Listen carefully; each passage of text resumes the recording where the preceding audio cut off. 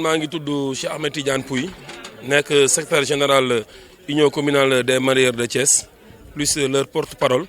en même temps tamit nekk secrétaire général union nationale des mareyeurs du Sénégal ànd defaraat sunu liggéey. ginnaaw 72 heures de grève. mareyeurs yu Sénégal yi waaye rawatina ji waa Thiès. ngeen nekk ci grève 72 heures. nga ñëw ñu d'abord lu waral grève. waaw grève bi li ko waral moom mooy que ni dañoo am lu ñu constaté ci sunu secteur muy secteur mareyage bi. mu nekk ay jafe-jafe yoo xam ni mareyeurs yi ñu ngi koy jànkoonteel ci kaw pont bascule muy waa Afrique Paysage parce que ku nekk yëg na ni oto jën saa bu jaaree ci pont bascule dañ lay délesté te délestage boobu nga xam moom la ñuy def pour oto jën yi prévoir ñu ay magasin yoo xam ni fa la ñuy def seen i produits deuxièmement taux bi nga xam tamit moom lañ leen di fayloo muy prix bi nga xam moom la ñu di fay muy amende bi ñu ne benn tonne boo ëppal da ngay fay 20 000 francs imaginez oto pont bascule boo xam ni 5 tonnes su ko ëppalee mu war a nekk 100 000 francs ñu nar laa fayloo 100 000 francs nga nar kaa ajouté ci kaw jën wi te jën boobu noonu ki koy jënd da koy jaayaat clientèle bi mu koy jaay tamit moom tamit dafay gën a moo tax jën cher moom suñu constaté ni jën gëj naa yomb ci Sénégal juróomi yaboy téeméer kenn xamul kañ lañ ko gëj a jënd ñetti yaboy téeméer ñeenti yaboy téeméer juróomi yaboy 2000 la ñuy jaay. donc kon loolu moom mooy gàllankoor yi nga xam moom la mareyeurs yi doon amoon ci pont bascule benn bi c'est moom mu delluwaat dañu seen problème carte mareyeurs yi nga xam dañ koy renouveler chaque an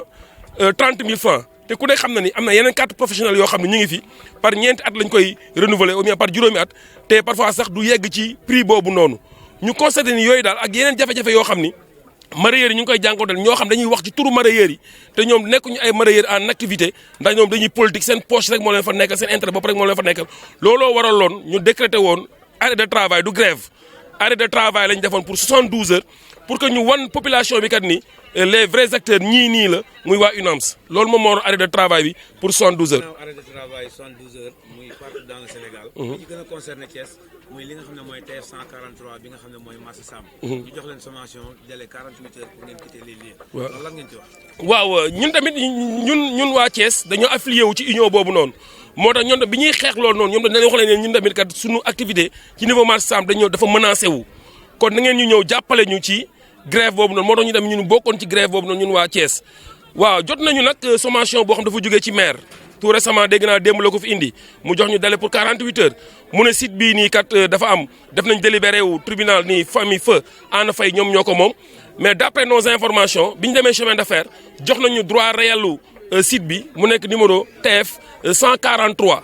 donc 143 la 144 ak 145 donc kon ñun fi ñu occupé li ñu jàpp moom mooy chemin de fer moom moo ko moom donc nag le reste nag loolu dafay dellu nag ci diggante waa chemin de fer ak famille feu Ana Faye mais foofu tamit ñu gën a préciser ni ñun waa marché Sam site ñi nga xam ne plus particulièrement les détaillants ñun ñi nga xam ne ñooy détaillé fii bañu ñu fee jóge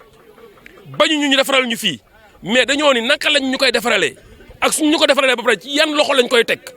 ndax fii soo dee xool ñi nga xam ñoom ñoo fi nekk ñëpp 70% yi fi nekk yëpp ay jigéen lañu te fii la ñuy daan seen doole mais site de recasement bi nga xam moom lañ ñu proposé mu nekk daral pël pareegul pour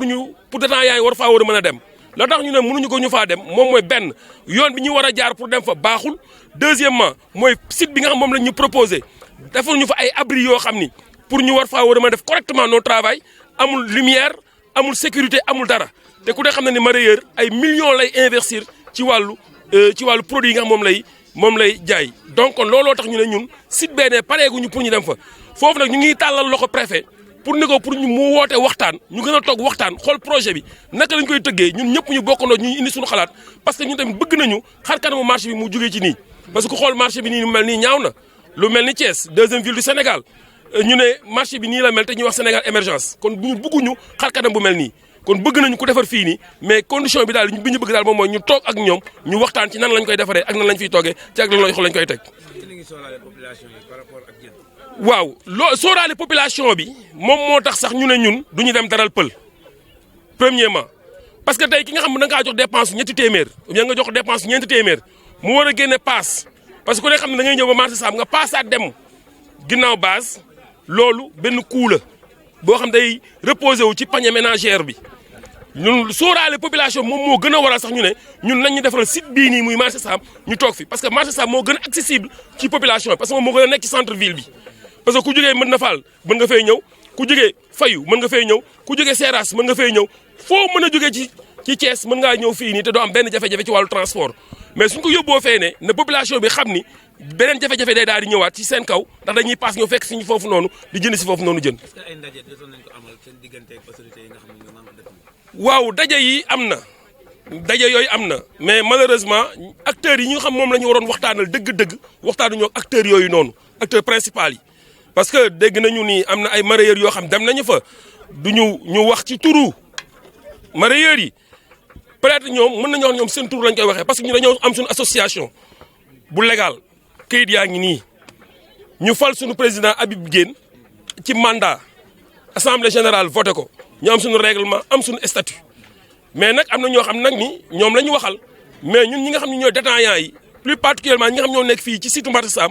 malheureusement waxtaan woowu noonu woowuñu ci. est-ce que mën nga ñoo wax ñi nga xam ne ñoom lañ jot a waxal ci ñi nga xam ne ñooy jaaykatu jën. waaw jaaykatu jën yi ñi nga xam moom lañ ci jot a waxal mooy ñi nga xam ne chaque fois dañuy autoproclamé wu ni ñoom ñooy le représentant des mareyeurs te amul bureau congrès falu leen amuñu règlement intérieur amuñu statut boo xam ne tey mën nañu kaa teg ci suñu loxo nit ñi ne kat ñoom ñooy les représentants des mareyeurs mais xanaa mën na nekk représentativité boo xam ne fictif lay doon waaw ñun loolu lañ ko jàppee mu nekk représentation boo xam daal wax dëgg yàlla ci ay wax ak yaa ma neex lañ ko teg mais daal su fekkee dañoo bëgg a dégg dëgg daal ñun association union communale des mareyeurs de Thiès def nañ suñu assemblée générale fal suñu président Habib Guène nga xam moom moo wax ci suñu baat mais am na ñeen ñoo xam nag ñoom la autorités yi di convoqué mais ñun convoqué wuñu ñu. lan ngay wax sa njaboot gi nga xam ne yéen a leen jiite. waaw njaboot gi li ñu leen di wax daal moom mooy nañu dal ñuy fexe ba lii nii ñuy lijjanti ko ci ndànk parce que xët-xët fajul dara ndax préfet mu neex ko mu naqari ko ñun njabootam lañu ay jarbaatam ñoo fi nekk ay doomam ñoo fi nekk ay jigéenam ñoom ñoo fi nekk ay soxnaam ñoom ñoo fi nekk su ñëwee massacre lii nii tamit yàq ko tamit na xam ne njabootam la ko yàqal moom préfet moo tax ñun ñu ngi woo suñuy njaboot pour ñu dal parce que xeexuñu xuloowuñu taaluñu puno marchuñu defuñu dara mais lépp daal lu mu mën doon ci ne ci dialogue lañ ko bëgg a woote pour waxtaan ak ñoom moo tax ñu woo suñu njaboot yëpp nii nañu dal. man Marème Mbaye laa tudd di nekk fii nii marché Sam di fi indi jën di jaay comme mareyeur mais ñun daal lan mooy suñu problème jigéen ñi daal ñun bu tayee ñu ni kii moo ñu jiite bu subaa ñu ni kii moo ñu jiite ñun nag amuñu problème ci suñu biir ndax ñun jigéen ñi ñun ñëpp benn lañ benn kàddu la ñuy déglu muy Habib Guène ñun ñëpp ñoo ànd nekk benn li ñu bëgg mooy ku ñu jàppale pour ñu liggéey jigéen bu yeewu 5 heures du matin bàyyi jëkkëram ci kaw lal ba ñëw fii di daan dooleem pour yóbbul ay njabootam nga xëy ni ko da ngay yëkkati fii pour toroxal ko xam nga ne loolu toroxal doomu aadama la te am na jigéen ñu bari ñoo xam ne bu ñuy xëy si arrivé pay la ñuy def dañuy ñëw ba egg si ni la ma abal ma téeméer ma fay jakarta bi nga abal ko mu fay ko nga lebal ko jën jox ko paas mu dem jaay mu ñëwee doog laa fay léegi kooku boo ko yëkkati fii yóbbu ko fële kooku kan lay jaayati lor nga ko lor njabootam fii nii barki démb ba tey am na ñuy ñëw ni la aw ma dépasse lebal ma 1000 francs lebal ma 2000 bañ jaayaat